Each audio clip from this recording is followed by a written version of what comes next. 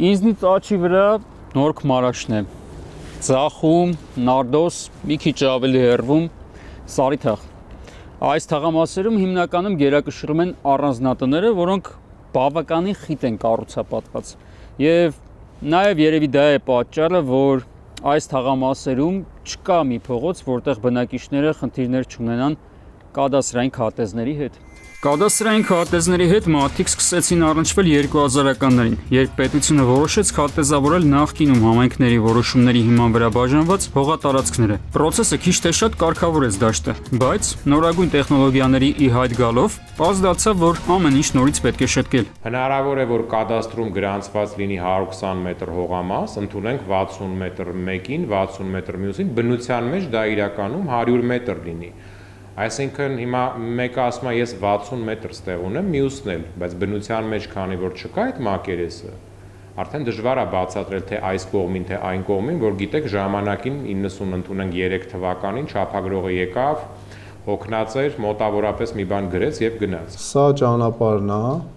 բնության մեջ, պարզ երևացող, հա, իսկ կադաստրային քարտեզում ճանապարհը անցնում է լրիվ ուրիշ հատվածով։ Սա այն քարտեզն է, որը մենք ունեցել ենք մինչև բոլորովին վերջերս, այսինքն տարիներ շարունակ օգտագործվել է, ունեցել ենք այս կադաստրային քարտեզը։ Արման Ավետիսյանը երկար տարիներ Հայաստանի տարբեր մարզերում փորձում է գետնի վրա գոյություն ունեցող գույք քարտեզի վրա նշված օբյեկտ կոնֆլիկտը լուծել, դրանք հստակ տեղորոշել եւ այսպես ասած միավորել։ Ոչ մի գծագիր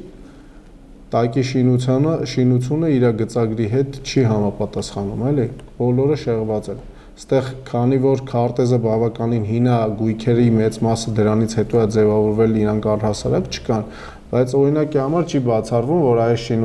շինությունն է։ Այս շինությունը ըստ երևույթին ստեղ է օրինակի համար։ Հիմա կադաստրի կոմիտեն իրականացնում է կադաստրային քարտեզների շտկում, սակայն դրանք արվում են բնակավայրերի մակարդակով, այսինքն խոսքը ոչ թե շինությունների, այլ բլոկային շտկումների մասին է։ Համայնքային ճանապարհներ, կարևոր օբյեկտներ, թաղամասեր։ Կադաստրային քարտեզի ստեղծվելուց առաջ արդեն իսկ ստեղ տեղադրված գույք ա եղել, այս շինությունը շատ ավելի վաղուց է, քան թե կադաստրային քարտեզն է ձևավորվել, բայց սխալ քարտեզագրման արդյունքում ինքը քարտեզագրվել է ստեղ, որ իրականում այս թեկության վրա ինքը չերել կարա էլի գոյություն ունենար։ Բնակավայրերի այս շտկված բլոկների ներսում սակայն մարդիկ ստիպված են առանց կադաստրի կոմիտեի դատարանի միջոցով հաշիվներ մաքրել իրար հետ։ Իսկ եթե հողի արժեքը բարձր է, խնդրի լուծումը կարող է տարիներով ձգվել, դառնալով պայքար ամեն քառակուսի մետրի համար։ Պատկերացրեք, որ խոսք գնա բավականին հին գույքի մասին, որը գտնվում է, ասենք, Սայաթնովա փողոցում։ Հողամասերից մեկը իր հողամասը վաճառում է կառուցապատողը շենք է կառուցում շինթույլտվության հիման վրա եւ շենքի եւ բնակելի տան միջև հեռավորությունը գրեթե 1-1.5 մետր է կազմում, որի հետևանքով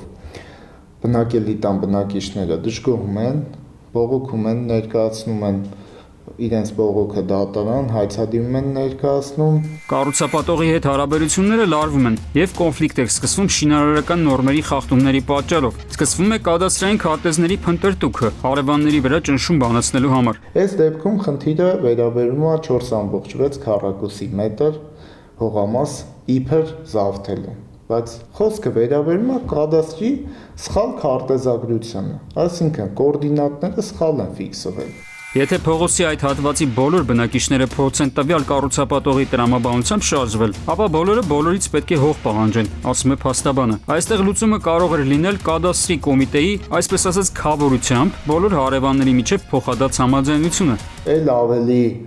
մեծ խնդիր է դառնում, երբ որ այդ ուղումը պետքա կատարվի շղթայական կարգով։ Այսինքն, այդ թաղամասի 10-20 ենթադրենք բնակելի տները ունեն քարտեզի խնդիր եւ բոլոր քարտեզների խնդիրները լուծելով պետք է այդ հարցը լուծել։ Գյուղեր, բնակավայրեր կային, իրար հետ հեկտարներով համադրվում էին։ Ասենք, այդ նույն տարածքը, գետնի վրա նույն հողակտորը,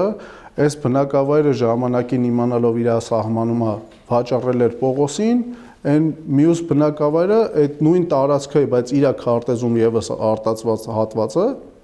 վաճառել էր Պետրոսին։ Մարզերում ամբողջական հողերի համադրությունը տարածված երևույթ է։ Ասենք մարդուն 90-ականներին համայնքի որոշումով հող է հատկացվում։ 2000-ականներին նա սեփականաշնորհում է այդ հողատարածքը, բայց մեկ էլ 20 տարի անց բախվում է մի անսպասելի իրողության հետ։ Իր հողամասը, որի հետ կապված ունի Հայաստանի Հանրապետության կադաստրի վկայական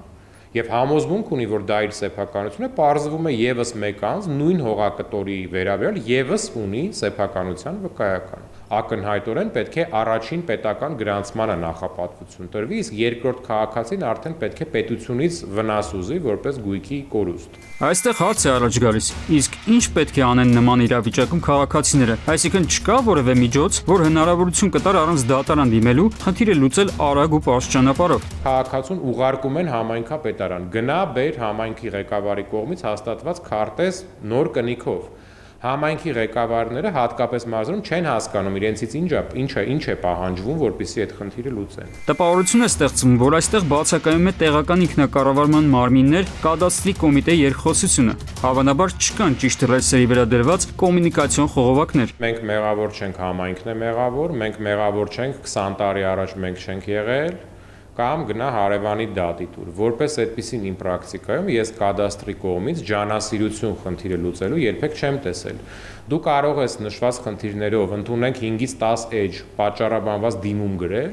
դրանի պատասխան ստանալ 2 տողանոց վերացական պատասխան։ Դա ընդհանուր առմամբ կադաստրի այս պահին աշխատելավոճն է։ Հիմա քննարկման է ներկայացվել մի օրինագիծ, որը կադաստրային քարտեզների շտկման process-ում վարչարարության ամբողջ պատասխանատվությունը դնում է կադաստրի կոմիտեի վրա։ Այսինքն, եթե օրենքն ընդունվի, քարտեզներում կոորդինատային անհամապատասխանությունների հայտնաբերման դեպքում կոմիտեն այլևս չպետք է մենակ թողնի քաղաքացուն իր դահադերի հետ։ Ասում եմ, որակավորված անձ դու ինձ բեր SS ինֆորմացիաները ճշգրիտ, օրով, ժամով, լուսանկարով, հարևանների համաձայնությամբ մեկ-մյուս, որոշ դեպքերում առաջի պետական գրանցման գույքերի սխալ տեղադիրքը, որ էլի պետությունն է արել, կադաստրն ասում է, ես նույնիսկ առանց հարևանի համաձայնության դա կդիտարկեմ ու կիրականացնեմ, եթե փաստերով երևա հավաստվի, որ այդ խնդիրը կա, ինքը կուղղի։ Մարդիկ հիմա բավականին ներդրումներ են անում գյուղատնտեսության եւ շինարարության ոլորտներում։ Երկուսի դեպքում էլ էական է կադաստրային քարտեզների խնդրի լուծումը։ Ներդրում անողը պետք է վստահ լինի, որ ապագայում, երբ իր աշխատանքի շնորհիվ հողի արժեքը աճի, մեկ էլ հանկարծ չի պարզվի, որ կոորդինատային սխալների պատճառով նա կարող է զրկվել իր այդ արժեքավոր գույքի մի մասից։ Արմեն Աթալյան, Վահրամ Աղվեյան, Սուրանկյուն։